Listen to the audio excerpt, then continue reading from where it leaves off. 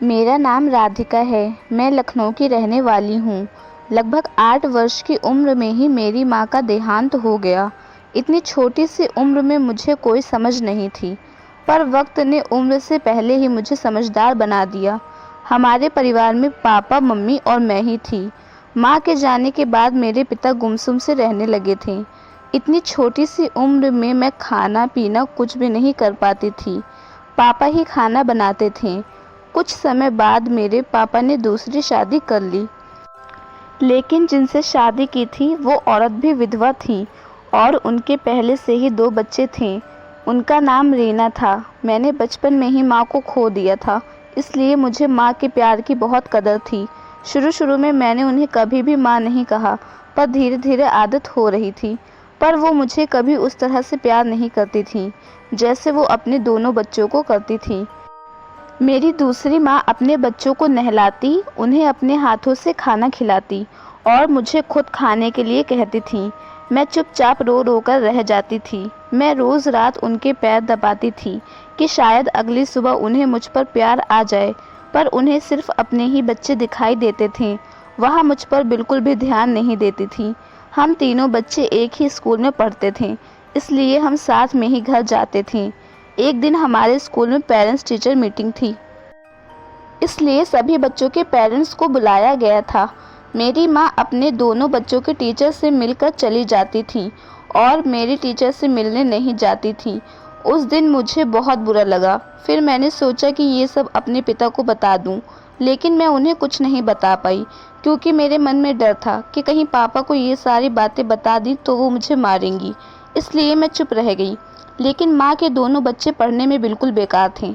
लेकिन मेरी माँ जब भी स्कूल से टीचर से मिलकर आती थी तो वो बहुत खुश रहती थी। मैं सोचती थी कि इन बच्चों की शिकायत मिलने पर तो इन्हें नाराज़ होना चाहिए, पर उस दिन तो वो ज़्यादा ही खुश नज़र आती थी। मुझे ये बात कुछ हज़म नहीं होती थी और मेरी माँ अक्सर टीचर से मिलने जाया करती थी। इसलिए मैंने पता लगाने के लिए एक दिन अपनी माँ का पीछा करना शुरू कर दिया और फिर मैंने देखा कि मेरी माँ उन टीचर से स्कूल के बाहर ही मिलती हैं और वहाँ से दोनों किसी और जगह चले जाते थे। मैं उनका पीछा करती रही और देखा कि वो दोनों तो किसी घर के अंदर जा रहे हैं। टीचर ने घर का दरवाज़ा बाहर से बंद कर दिया था, इसलिए मैं कुछ देख नहीं पा रही थी। घर की दूसरी ओर खिड़की थी, इसलिए मैंने खिड़की से झांक कर देखना चाहा और फिर मैंने जो देखा उसे देखकर मेरे तो होश ही उड़ गए। मैंने अपनी माँ के हाथ में ढेर सारे पैसों की गड्डी देखी और मैं सोच में पड़ गई कि इनके पास इतने सारे पैसे आखिर आए कहाँ से। मैं घर वापस आ गई और मेरे आने के थोड़ी देर बाद मेरी माँ भी घर वापस आ गई, क्योंकि मेरे मन में बहुत सारे सवाल चल रहे थे। लेकिन इन सारी बातों का पता कैसे लगाऊं, ये बात मुझे समझ में नहीं आ रही थी। मेरी माँ के दोनों बच्चे स्वभाव में बहुत अच्छे थे और मुझसे अच्छे से बात करते थे। मैंने उनसे पूछना चाहा, लेकिन मैं ऐसे सीधे सीधे कुछ नहीं पूछ सकती थी। इसलिए मैंने बहाने से पूछा कि तुम्हारे पापा को क्या हो गया था जिसकी वजह से वो मर गए, कोई बीमारी थी क्या? तब उन्होंने बताया कि हमारे पापा तो जिंदा हैं और हमारे मम्मी पापा का तलाक हो गया है। मुझे ये बात कुछ हजम नहीं हुई, क्योंकि पापा ने मुझे बताया था कि वो तो विधवा हैं। उनके बच्चों से मुझे बस इतना ही पता चल पाया था, क्योंकि मैं आगे जैसे ही कुछ पूछती मेरी सौतेली माँ वहाँ आ गई थी और मेरी बात वहीं पर ख़त्म हो गई थी।